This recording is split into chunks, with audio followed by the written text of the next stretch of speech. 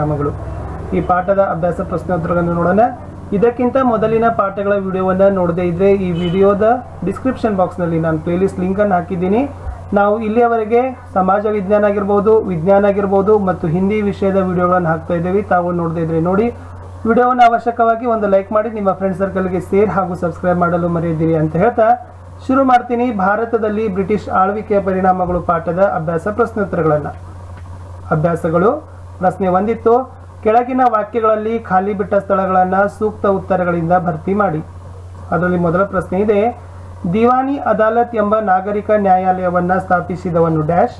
Warren Hastings ಅಂತಕ್ಕಂಥದ್ದು ಸರಿಯಾದ ಉತ್ತರ. ಪ್ರಶ್ನೆ 2 ಸೂಪ್ರಿಡೆಂಟೆಂಟ್ ಆಫ್ ಪೊಲೀಸ್ ಹುದ್ದೆಯನ್ನು ಸೃಷ್ಟಿಸಿದವನು ಡ್ಯಾಶ್ ಅಂತ ಇದೆ.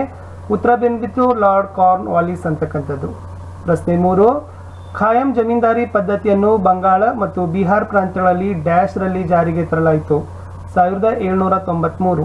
ಪ್ರಶ್ನೆ 4 ಅಲೆಕ್ಸಾಂಡರ್ ರೀಡ್ ಜಾರಿಗೆ ತಂದ ಕಡ್ಡಾಯ ಪದ್ಧತಿ ಕೇಳಿದ್ದಾರೆ. ರೈತವಾರಿ ಪದ್ಧತಿ ಅಂತಕ್ಕಂಥದ್ದು ಸರಿಯಾದ ಉತ್ತರ. ಪ್ರಶ್ನೆ 5 ಆಧುನಿಕ ಶಿಕ್ಷಣದ ಪ್ರಸಾರಕ್ಕೆ ಉತ್ತೇಜನ ನೀಡಿದ ಮೊದಲ ಬ್ರಿಟಿಷ್ ಅಧಿಕಾರಿ ಕೇಳಿದ್ದಾರೆ. ವಿಲಿಯಂ ಬೆಂಟಿಂಗ್ ಅಂತಕ್ಕಂಥದ್ದು ಸರಿ ಉತ್ತರ. ಕಡೆಯ ಪ್ರಶ್ನೆ 6 ರೆಗ್ಯುಲೇಟಿಂಗ್ ಕಾಯ್ದೆ ಡ್ಯಾಶ್ ರಲ್ಲಿ ಜಾರಿಗೆ ಬಂತು ಅಂತ ಇದೆ. 1773. ಇಷ್ಟು ಬಿಟ್ಟ ಸ್ಥಳ ಮಾದರಿಯ 6 ಪ್ರಶ್ನೆಗಳಿದ್ದವು. ಇನ್ನು ಮುಂದೆ ನೋಡೋಣ ಸಂಕ್ಷಿಪ್ತವಾಗಿ ಉತ್ತರವನ್ನು ಬಯಸ್ತಕ್ಕಂಥ ಪ್ರಶ್ನೆಗಳು. ಕೆಳಗಿನ ಪ್ರಶ್ನೆಗಳಿಗೆ ಗುಂಪುಗಳಲ್ಲಿ ಚರ್ಚೆಯನ್ನು ಮಾಡಿ ಉತ್ತರವನ್ನು ಬರಿಬೇಕಿತ್ತು. ಅದರಲ್ಲಿ ಫಸ್ಟ್ ಕ್ವಶನ್ ಇತ್ತು, ಈಸ್ಟ್ ಇಂಡಿಯಾ ಕಂಪನಿ ಮೂಲಕ ದೇಶದಲ್ಲಿ ಬ್ರಿಟಿಷರು ರೂಪಿಸಿದ ನ್ಯಾಯಾಂಗ ವ್ಯವಸ್ಥೆಯನ್ನು ವಿಶ್ಲೇಷಿಸಿರಿ. ಮುಖ್ಯವಾಗಿ ದ್ವಿ ಆಡಳಿತ ಪದ್ಧತಿಯ ಪ್ರಕಾರ ಕಂದಾಯ ವಸೂಲಾತಿ, ನಾಗರಿಕ ಮತ್ತು ಅಪರಾಧ ನ್ಯಾಯ ನಿರ್ವಹಣಾ ವ್ಯವಸ್ಥೆಯನ್ನು ಭಾರತೀಯ ಅಧಿಕಾರಿಗಳಿಗೆ ಬ್ರಿಟಿಷರು ನೀಡ್ತಾರೆ. 1772ರಲ್ಲಿ ವಾರ್ನ್ ಹೆಸ್ಟಿಂಗ್ಸ್ ಏನ್ ಮಾಡ್ತಾನಪ್ಪ ಅಂದ್ರೆ ಪ್ರತಿ ಜಿಲ್ಲೆಯಲ್ಲಿ 2 ಬಗೆಯ ನ್ಯಾಯಾಲಯಗಳನ್ನ ಇರಬೇಕು ಅಂತ ಒಂದು ಆದೇಶವನ್ನ ಮಾಡ್ತಾನೆ. ಅದು ಮೊದಲನೇದಾಗಿ ದಿವಾನಿ ಅದಾಲತ್, ಎರಡನೇದು ಫೌಜ್ದಾರಿ ಅದಾಲತ್ ಅಂತಕ್ಕಂಥ ನ್ಯಾಯಾಲಯಗಳು. ಈ ದಿವಾನಿ ಅದಾಲತ್ ನ್ಯಾಯಾಲಯಗಳಂದ್ರೆ ಅದನ್ನ ನಾಗರಿಕ ನ್ಯಾಯಾಲಯಗಳು ಅಂತ ಕರಿತೀವಿ, ಸಿವಿಲ್ ಕೋರ್ಟ್. ಆಮೇಲೆ ಫೌಜ್ದಾರಿ ಅದಾಲತ್ ಅಂದ್ರೆ ಅಪರಾಧ ನ್ಯಾಯಾಲಯಗಳು, ಕ್ರಿಮಿನಲ್ ಕೋರ್ಟ್ಸ್ ಅಂತ ಕರಿತೀವಿ. ಇಲ್ಲಿ ನ್ಯಾಯದಾನ ಪದ್ಧತಿ ಮುಖ್ಯವಾಗಿ ಹಿಂದೂಗಳಿಗೆ ಅವರ ಧರ್ಮಗ್ರಂಥ, ಹಿಂದೂ ಶಾಸ್ತ್ರ ಗ್ರಂಥಗಳ ಪ್ರಕಾರ ಕೊಡ್ತಿದ್ರು. ಮುಸ್ಲಿಮರಿಗೆ ಅವ್ರದೇ ಆಗಿರ್ತಕ್ಕಂಥ ಶರಿಯತ್ ಅಂತಕ್ಕಂಥ ಕಾನೂನಿನ ಪ್ರಕಾರ ನ್ಯಾಯದಾನವನ್ನ ಮಾಡ್ತಿದ್ರು. ಏನು ನಾಗರಿಕ ನ್ಯಾಯಾಲಯಗಳು ಇದ್ದು ಅಲ್ಲ, ಇವು ಯುರೋಪಿನ ಜಿಲ್ಲಾಧಿಕಾರಿಗಳ ಅಧ್ಯಕ್ಷತೆಯಲ್ಲಿ ಕೆಲಸವನ್ನ ಮಾಡ್ತಿದ್ದವು. ಆಮೇಲೆ ಅಪರಾಧ ನ್ಯಾಯಾಲಯಗಳು ಕಾಜಿಗಳ ಅಧೀನದಲ್ಲಿ ಕೆಲಸವನ್ನ ಮಾಡುತ್ತಿದ್ದವು. ಇಷ್ಟಿತ್ತು ನ್ಯಾಯಾಂಗ ವ್ಯವಸ್ಥೆ. ಪ್ರಶ್ನೆ 2 ಬ್ರಿಟಿಷರ ಕಾಲದಲ್ಲಿ ಪೊಲೀಸ್ ವ್ಯವಸ್ಥೆಯಲ್ಲಿ ತಂದಂತಹ ಸುಧಾರಣೆಗಳು ಯಾವುವು? ಮುಖ್ಯವಾಗಿ ಆಂತರಿಕ ಶಾಂತಿ ಸುವ್ಯವಸ್ಥೆಯನ್ನ ಕಾಪಾಡ್ತಕ್ಕಂಥ ಜವಾಬ್ದಾರಿ ಪೊಲೀಸ್ ವರ್ಗದ ಮೇಲೆ ಇತ್ತು. ಈ ಪೊಲೀಸ್ ವ್ಯವಸ್ಥೆಯನ್ನ ಫಸ್ಟ್ ಆಗಿ ಏನ್ ಮಾಡ್ತಾರಪ್ಪ ಅಂದ್ರೆ ಅಸ್ತಿತ್ವಕ್ಕೆ ತಂದಿದವನೇ ಲಾರ್ಡ್ ಕಾರ್ನ್ ವಾಲಿಸ್.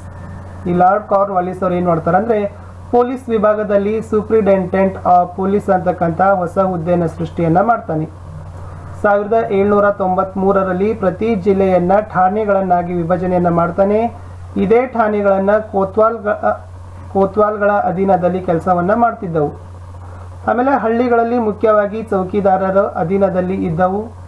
ಆಮೇಲೆ ಕೋತ್ವಾಲರು ಏನ್ ಮಾಡ್ತಿದ್ರಂದ್ರೆ ಹಳ್ಳಿಗಳ ಮಟ್ಟದಲ್ಲಿರ್ತಕ್ಕಂಥ ಕಳ್ಳತನ, ಅಪರಾಧಗಳು, ದರೋಡೆಗಳ ನಿಯಂತ್ರಣದ ಜವಾಬ್ದಾರಿಯನ್ನ ಈ ಕೋತ್ವಾಲರು ಏನ್ ಮಾಡ್ಕೊಂಡಿದ್ರು, ವಹಿಸಿಕೊಂಡಿದ್ರು. ಪ್ರಶ್ನೆ 3 ಖಾಯಂ ಜಮೀನ್ದಾರಿ ಪದ್ಧತಿಯು ರೈತರನ್ನು ಸಾಲದಲ್ಲೇ ಹುಟ್ಟಿ, ಸಾಲದಲ್ಲೇ ಬದುಕಿ, ಸಾಲದಲ್ಲೇ ಸಾಯುವಂತೆ ಮಾಡಿತು, ಹೇಗೆ ವಿಮರ್ಶಿಸಿರಿ ಅಂತ ಪ್ರಶ್ನೆ ಇದೆ. ಉತ್ತರ ನೋಡೋದಾದ್ರೆ ಖಾಯಂ ಜಮೀನ್ದಾರಿ ಪದ್ಧತಿಯಲ್ಲಿ ಜಮೀನ್ದಾರ ಪ್ರತಿ ವರ್ಷವೂ ನಿರ್ದಿಷ್ಟ ದಿನಕ್ಕೆ ಮೊದಲೇ ಅವನು ಒಪ್ಪಿಕೊಂಡಿದ್ದ ಕಂದಾಯದ ಮೊತ್ತವನ್ನ ಸರ್ಕಾರಕ್ಕೆ ಕೊಡಬೇಕಿತ್ತು. ಭೂ ಮಾಲೀಕನಿಗೆ ಈ ಪದ್ಧತಿಯಿಂದ ಹೆಚ್ಚಿನ ಲಾಭ ಆಗ್ತದ, ಏಕೆಂದರೆ ಸರ್ಕಾರಕ್ಕೆ ಸಲ್ಲಿಸಬೇಕಾದ ಹಣದ ಮೊತ್ತಕ್ಕಿಂತ ಹೆಚ್ಚಿಗೆ ವಸೂಲಿ ಮಾಡಿ ಆ ಹಣವನ್ನ ಭೂ ಮಾಲೀಕ ತನ್ನ ಬಳಿಯೇ ಇಟ್ಟುಕೊಳ್ಳುತ್ತಿದ್ದ. ಮುಂದೆ ಬರಗಾಲ ಅಥವಾ ಮಳೆಯ ಕಾರಣದಿಂದ ಕಂದಾಯದ ಹಣ ಸಲ್ಲಿಸದೇ ಇದ್ದರೆ ಬ್ರಿಟಿಷರು ಏನ್ ಮಾಡ್ತಿದ್ರಂದ್ರೆ ಆ ಭೂಮಿಯ ಒಡೆತನವನ್ನ ಕಸಿದುಕೊಳ್ತಿದ್ರು. ಈ ಪದ್ಧತಿಯಿಂದ ಬ್ರಿಟಿಷರಿಗೆ ಮತ್ತು ಜಮೀನ್ದಾರರಿಗೆ ಹೆಚ್ಚಿನ ಲಾಭ ಆಗ್ತದ. ಒಟ್ಟಾರೆಯಾಗಿ ಈ ಪದ್ಧತಿಯಿಂದ ಒಂದು ಹೊಸ ಸಾಮಾಜಿಕ ವರ್ಗವಾದ ಜಮೀನ್ದಾರರನ್ನ ಸೃಷ್ಟಿ ಮಾಡಿತು ಅಂತ ಹೇಳ್ತೀವಿ. ಅದಕ್ಕಾಗಿ ಈ ಚಾರ್ಲ್ಸ್ ಮೆಟಕಾಪ್ ಅವರು ಹೇಳಿಕೆಯನ್ನು ಕೊಟ್ಟಿದ್ದಾರೆ. ಭಾರತದ ರೈತರು ಸಾಲದಲ್ಲೇ ಹುಟ್ಟಿ, ಸಾಲದಲ್ಲೇ ಬದುಕಿ, ಸಾಲದಲ್ಲೇ ಸತ್ತರು ಅಂತ ಏನ್ ಮಾಡ್ತಾರಪ್ಪ ಅಂದ್ರೆ ಚಾರ್ಲ್ಸ್ ಮೆಟ್ಕಾಪ್ ಅವರು ಹೇಳಿದ್ದಾರೆ.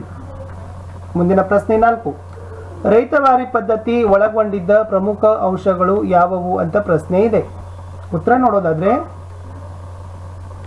ಎಸ್, ಈ ರೈತವಾರಿ ಪದ್ಧತಿಯಲ್ಲಿ ಸರ್ಕಾರ ಮತ್ತು ರೈತನ ನಡುವೆ ನೇರವಾದ ಸಂಪರ್ಕವನ್ನ ಕಲ್ಪಿಸಿ ಕೊಟ್ಟಿದ್ರು.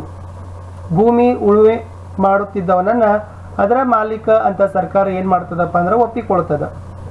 ಅವನೇ ನೇರವಾಗಿ ತಾನು ಕೃಷಿ ಭೂಮಿಯಲ್ಲಿ ಪಡೆದ ಉತ್ಪನ್ನದ 50% ಭಾಗವನ್ನ ಕಂದಾಯ ರೂಪವಾಗಿ ಸರ್ಕಾರಕ್ಕೆ ಕೊಡಬೇಕಿತ್ತು. ಈ ತರನಾಗಿರ್ತಕ್ಕಂಥ ಕಂದಾಯವನ್ನ ಕೊಡೋದನ್ನ 30 ವರ್ಷಗಳ ಅವಧಿಗೆ ಏನ್ ಮಾಡಿದ್ರಪ್ಪ ಅಂದ್ರೆ ಬ್ರಿಟಿಷರು ನಿರ್ಧಾರವನ್ನ ಮಾಡಿದ್ರು. ಇದೇ ಇತ್ತು ರೈತವಾರಿ ಪದ್ಧತಿ. ಪ್ರಶ್ನೆ 5, ಬ್ರಿಟಿಷರ ಕಂದಾಯ ನೀತಿಗಳಿಂದ ಉಂಟಾದ ಪರಿಣಾಮಗಳು ಯಾವುವು? ಸೊ ಮೊದಲನೇದಾಗಿ ಒಂದು ಹೊಸ ಸಾಮಾಜಿಕ ವರ್ಗ ಜಮೀನ್ದಾರಿ ಸಮುದಾಯ ರಚನೆ ಆಗ್ತದೆ.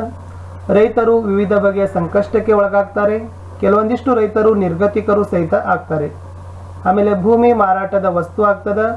ಅನೇಕರು ಕಂದಾಯವನ್ನ ಸಲ್ಲಿಸೋ ಸಲುವಾಗಿ ತಮ್ಮ ಬಳಿ ಇರ್ತಕ್ಕಂಥ ಜಮೀನವನ್ನ ಪರಭಾರಿಯಾಗಿ ಇಡ್ತಾರೆ.